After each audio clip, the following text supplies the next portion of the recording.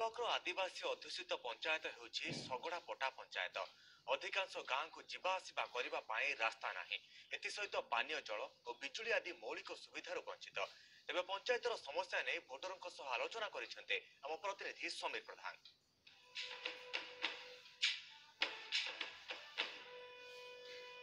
पाखे आसला पंचायत निर्वाचन आई पंचायत निर्वाचन नहीं गाँ गाँव में राजनैतिक उष्णता खाली गाँ गाँ नुहे एवं साई साई राजनैतिक चर्चा आरंभ है। लोक मैंने हिसाब करने आरंभ कर समस्या कौन रही लोकप्रतिनिधि मैंने समस्या केते दूर समाधान कर तो यही सब विषय सीधा सड़क आलोचना करने आम आज आसी पहुँचु शगड़पटा पंचायत रे। तो आम सहित अच्छा एठिकार किसी भोटर एठिकार जो पंचायत अधिकांश भोटर रही आदिवासी संप्रदायर एवं ये जो पंचायतर अधिकांश गाँ रोचे दुर्गम अंचल तो सीधा सड़क एठिकार भोटर सहित आलोचना करवा आपको जानापी चाहिए आपण गाँ जो रही रास्ता केमती रही पंचायत केते बाट कि भाव आप यातायात कर पंचायत 12 किलोमीटर रास्ता अच्छे सार भी जापार ना जावाक असुविधा स्कूल पंचम पर्यंत अच्छी ठीक रास्ता नुहे लाइन फाइन किसी नहीं आणिकिन पुखरी घाट ना ट्यूबवेलटा कर दिखती 2-3 वर्ष हो गलानी बंद होना रही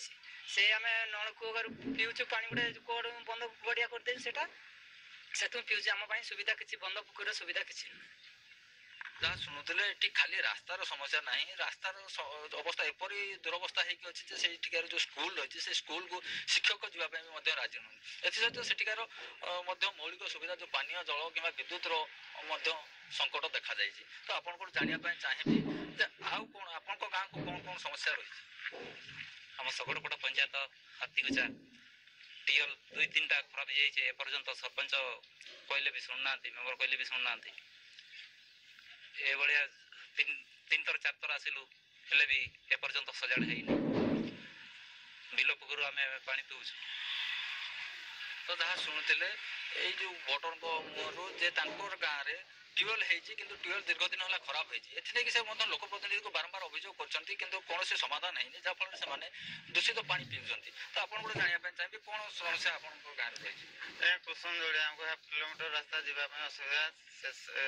माने गोटे गाड़ी जापारे से जगह से जो मेडिकल पेसेंट नेबाई बहुत असुविधा समय पड़े वर्षा दिन में बोहीकी भी नेबाई पड़े डेलीवरी पेसेंट भाया बहुत परिस्थिति खराब आम कुसुम जोड़ी तल 34 साई आउ किसी मेम्बर गोटे भी शुणुना कहले बुझुना सरपंच भी किसी शुणुना जहाँ कहले भी होनी एपर्यंत आसिक माटी रास्ता थिला माने मो छोट थी ना बर्तमान 50 वर्ष हम से हिसाब से माटी रास्ता मुझे जानी पर्यंत मान होनी बहुत आम जिते चेष्टा कर जो मेम्बर को कहले मेम्बर सरपंच भी किसी शुणुना जो सरपंच आसिले भी किसी बुझुना ये परिस्थिति आम गाँव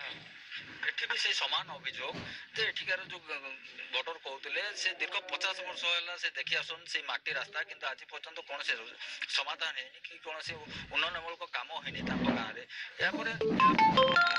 निर्वाचन जाऊँगी लोकप्रतिनिधि मैंने आसुंच किंतु प्रतिश्रुति आज पर्यंत पूर्ण हो नथिबार अभियोग होती तो आम सहित अच्छा किसी स्थानीय महिला भोटर तो आप जानापी चाहिए आप गाँव में पानी सुविधा केमती रही कि भाव आप महिला मैंने चलुँ तो पानी पुलिया बहुत हैरान गाई छेड़ी पारे भी रास्ता नहीं आउ लाइन फाइन किसी नहीं लाइन भोट जिते बड़े इलेक्शन हम से हाँ पुलिया करवा हाँ